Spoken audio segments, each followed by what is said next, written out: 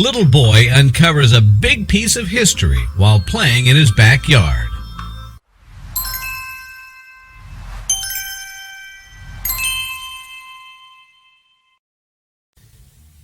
Listening to your grandparents embellish stories is half the fun of growing up.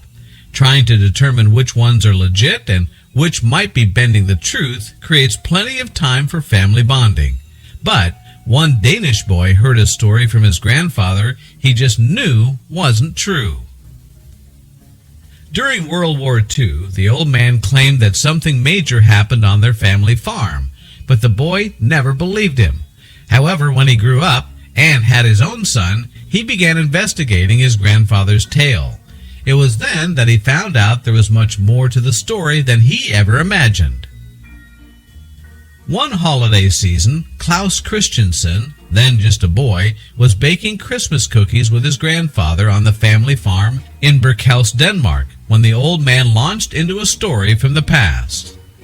His grandpa told him of a World War II fighter plane that crashed behind the family farm back in 1944, but the field, currently used for grass and cattle, didn't back up the claim. At the time, Klaus, seen in 2018 on the left, recalled he was telling a lot of stories. Some of them were not true and some of them were true, but we had never seen anything on the surface, not a single bit of metal, just cattle.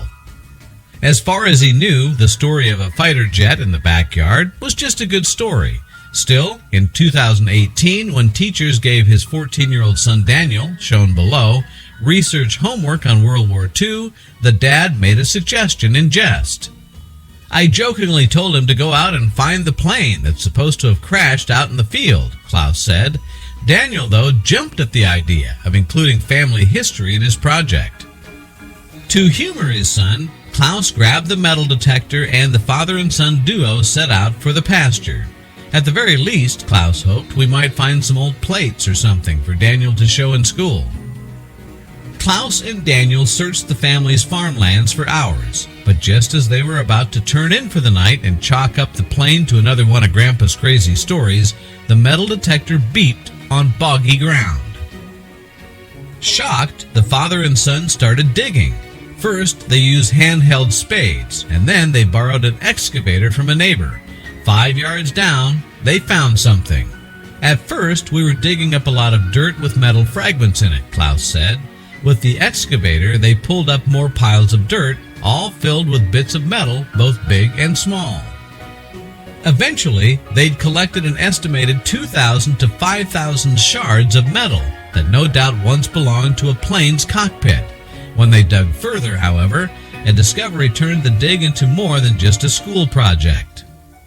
As they dug, they uncovered a motor, which Klaus eventually discovered belonged to a Bf-109 Messerschmitt plane, German munitions, and then something more disturbing. They found clothes, then bones, then the body of the dead pilot. On him, we found some personal things, Klaus said.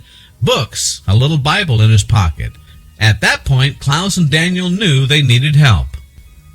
They placed their findings in small bags and contacted both the Danish authorities and World War II historians.